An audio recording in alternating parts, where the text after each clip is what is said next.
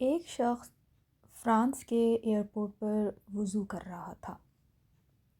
وہیں ایک فرانسیسی ماہر نفسیات بھی موجود تھا۔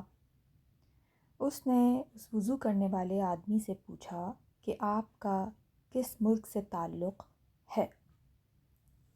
تو جو وضو کر رہا تھا اس نے کہا میرا تعلق پاکستان سے ہے۔ ڈاکٹر نے پوچھا کہ پاکستان میں کتنے پاگل خانے ہیں؟ تو جو وضو کر رہا تھا اس نے جواب دیا کہ مجھے تعداد کا تو صحیح علم نہیں، لیکن کچھ ہی ہوں گے۔ ڈاکٹر نے کہا کہ یہاں فرانس میں بہت زیادہ پاگل خانے ہیں، اور میں یہاں کے ایک پاگل خانے کے ہسپتال میں ڈاکٹر ہوں۔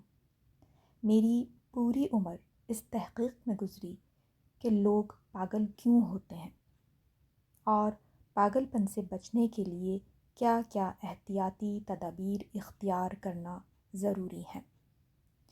میری تحقیق کے مطابق جہاں اور بہت سی وجوہات ہیں، ایک وجہ یہ بھی ہے کہ لوگ اپنی گردن کے پچھلے حصے کو خشک رکھتے ہیں۔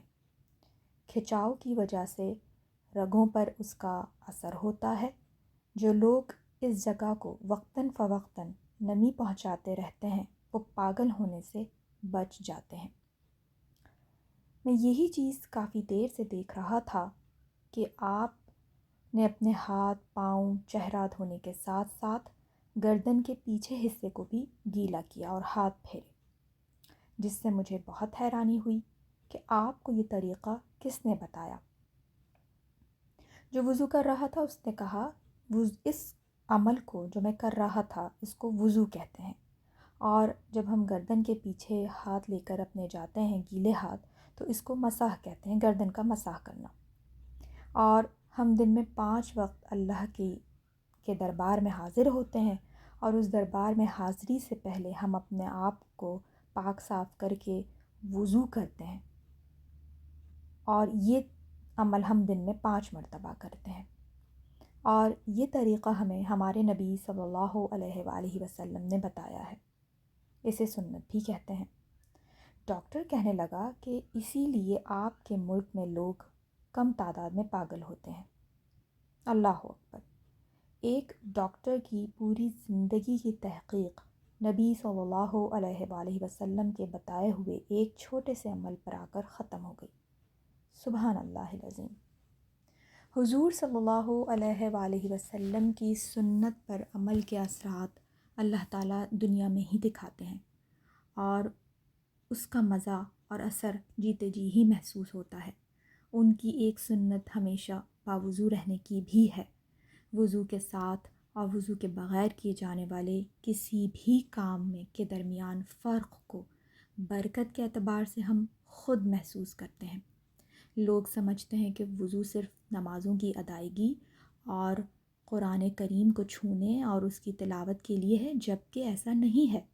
ہر اچھا کام باوضو کرنا چاہیے، اور دن بھر مسلمان کو باوضو رہنے کی کوشش کرنی چاہیے۔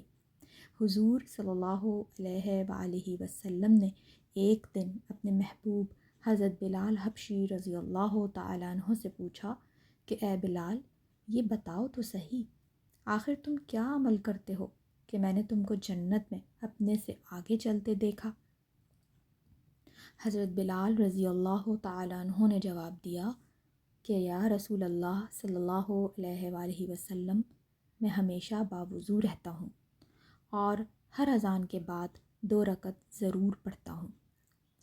حضور صلی اللہ علیہ وآلہ وسلم نے فرمایا کہ انہی دونوں خوبیوں کی وجہ سے آپ کا درجہ اتنا اونچا ہے، اور آپ صلی اللہ علیہ وآلہ وسلم نے یہ بھی فرمایا کہ جو شخص باوضو رہنے کے باوجود وضو کرے اس کے لیے 10 نیکیاں ہیں۔ سبحان اللہ العظیم! اللہ تعالیٰ کا ہمارے لیے ہر کام ہمارے ہی حق میں بہتر ہے۔ ہمیں نہیں معلوم، کبھی ہم نے سوچا بھی نہیں ہوگا کہ ہم جو وضو کرتے ہیں اور ہم پیچھے گردن کے مسح کرتے ہیں تو اس کا کیا فائدہ ہوتا ہے ہمیں۔